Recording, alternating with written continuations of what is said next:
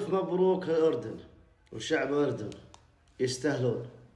صحيح لنا ضربتين جزاء ما تم احتسابها، ولكنه كان الفريق الأفضل في البطولة الأردن.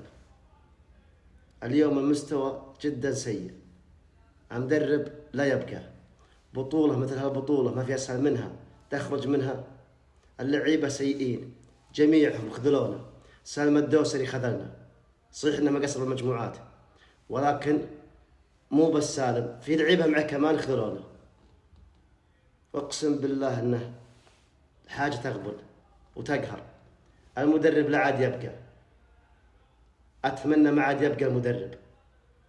اللعيبه لا مبالاه، اخطاء. اخ يا الغبنه، والله ما ودي نحصل مثل هالبطوله واسلم هالبطوله.